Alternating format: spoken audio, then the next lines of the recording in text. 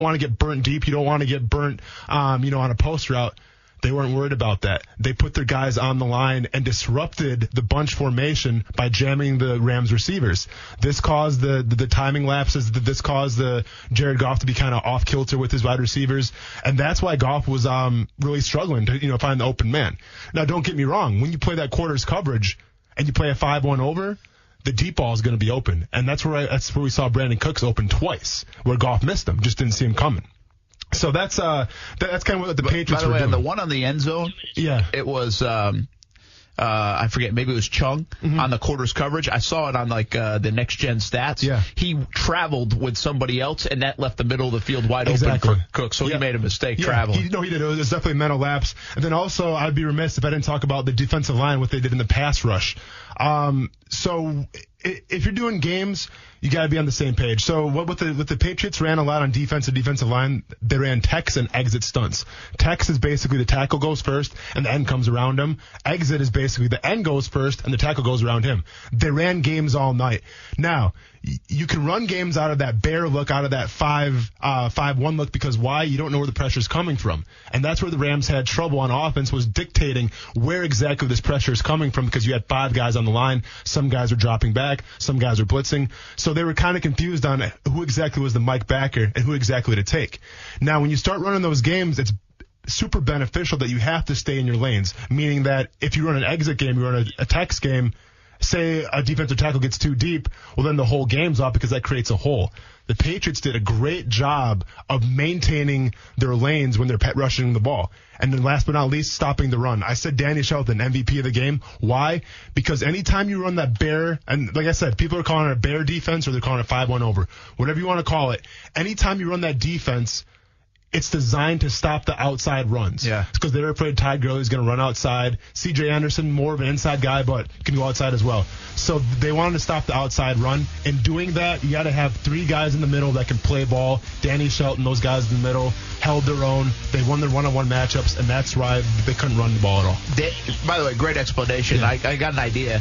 We should do the whiteboard while you're doing that. Yeah. Right here. Make it a whiteboard. That'd be fun. I just thought of that now. Danny Shelton balled out in Cleveland, then disappeared. Of course, the Patriots get him to play well in the biggest game of all. More to come on ESPN 690. Tony Vaselli didn't get in the hall. Next.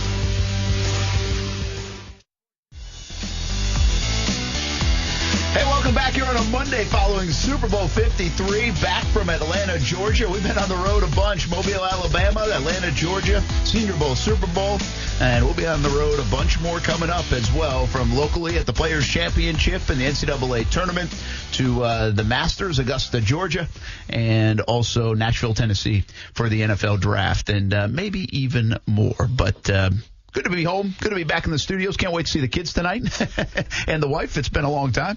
So thank goodness for FaceTime, though. That's good as well. We've got some DeAndre Francois news, of course, coming out of the weekend. What's the impact on Florida State? How damaging is that? That will be in a moment. We still have to talk about this halftime performance that everybody was not too high on when it comes to the Super Bowl. And nobody seems to ever like the halftime, in my opinion. Very few are adored. Katy Perry killed it. What are you talking about? Very few. Okay. Very few. Okay, Sorry. Right? Oh, yeah, obviously Bruno Prince. Mars.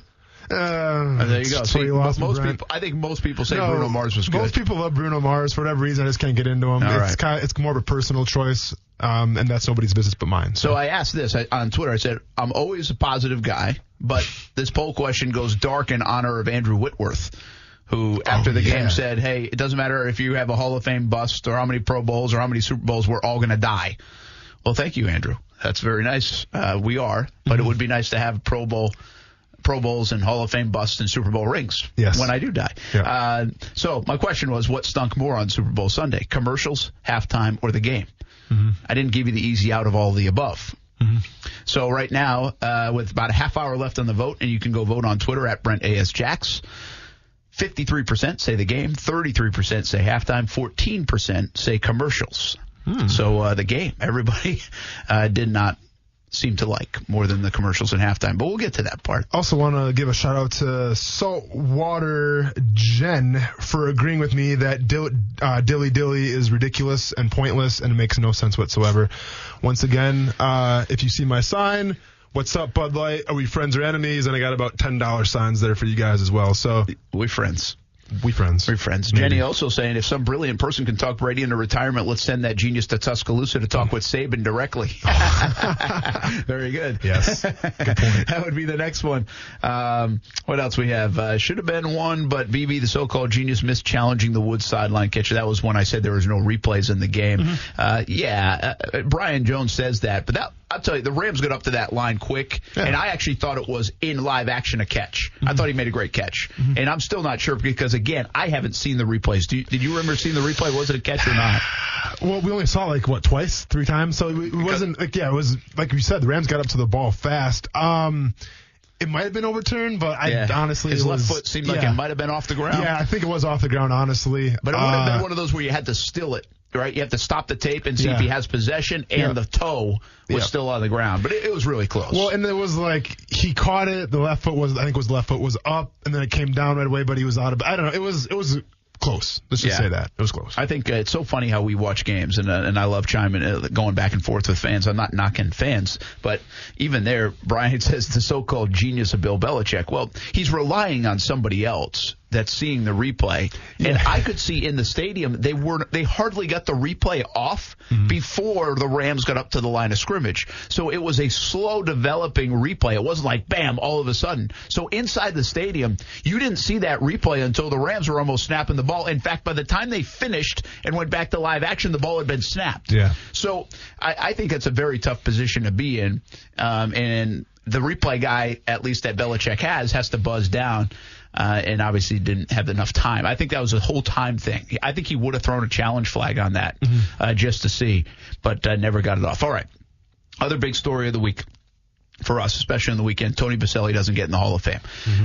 We know, if you watched our TV stuff this weekend, if you follow on social media, if you know anybody in Jacksonville, we all feel the same way. I'm not going to belabor that part. Tony Baselli not getting in my opinion, over Kevin Mawai was the stunner to me. This is my view on the Hall of Fame. I am a guy that initially I want to say, you tell me a name. When you said Champ Bailey's name was eligible for the Hall of Fame, I said he's going to the Hall of Fame. For sure. When you said Kevin Mawai was eligible for the Hall of Fame, I was like, all right, show me the resume.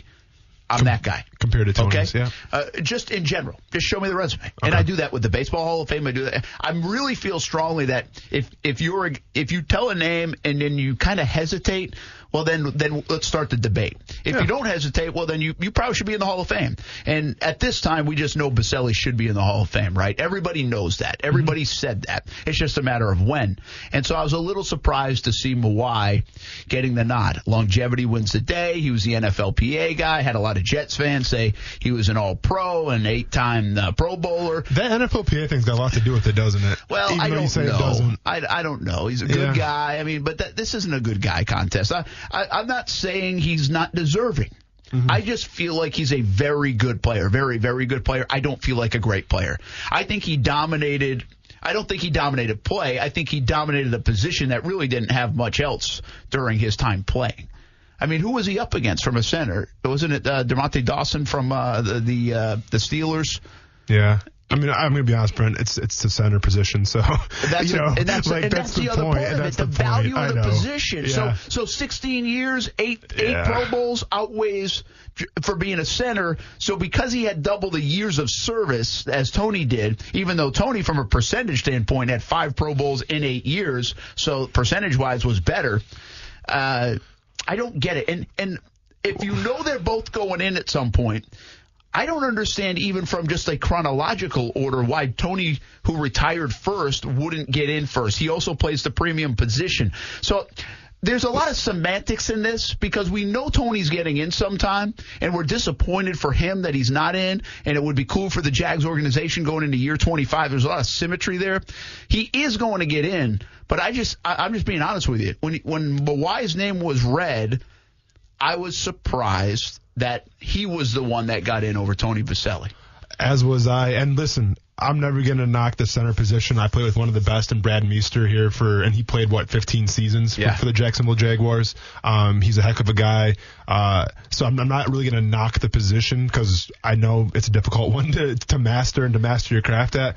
But let's be honest, at the same time, centers are always going to have longer careers usually than left right tackles just because that's just the way the game works. If you're talking to left tackle, like Tony was, you're talking playing out in space, going against the best pass rushers, going against the best defensive ends, as opposed to a center where, it's a difficult position, but you're not facing the scrutiny of a tackle just because, listen, you have the guard to have your back every single play. So I was a little surprised to see Tony lose out to a center. I'm not going to lie.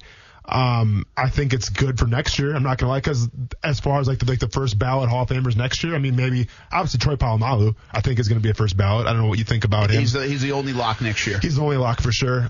Great player, by the way. But besides that, you'd think Tony's got to get it by 2020. Okay, so here's the deal. I just looked this up real quick, and I meant to do this. I wanted to.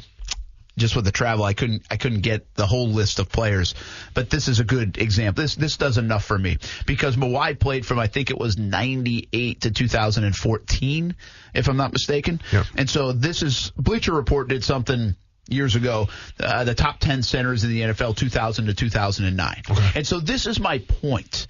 This is who he's competing against to get all these nods of Pro Bowls and All Pros and the resume. So was he the best of that stretch? I don't think you're going to argue with when I give you this list. But who are we picking from here?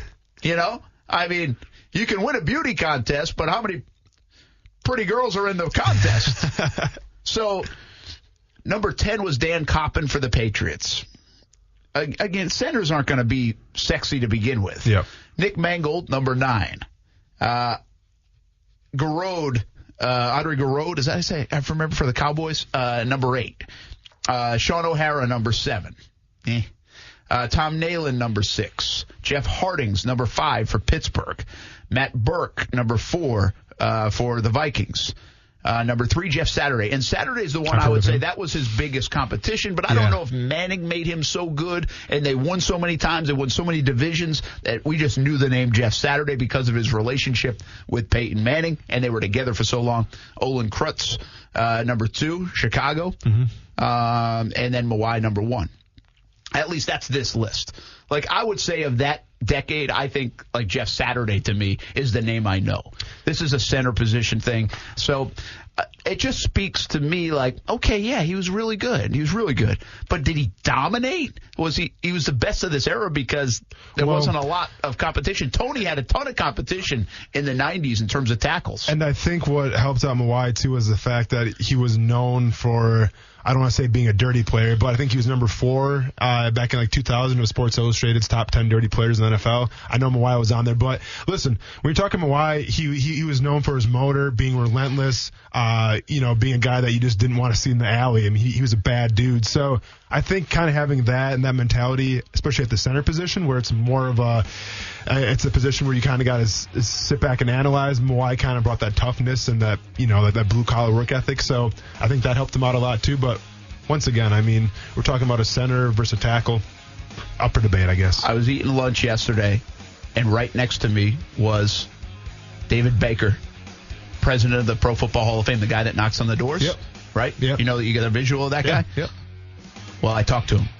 I'm going to share what he said about Baselli and about the Hall of Fame stuff. A couple of interesting nuggets from the president of the Pro Football Hall of Fame right after this on ESPN 690.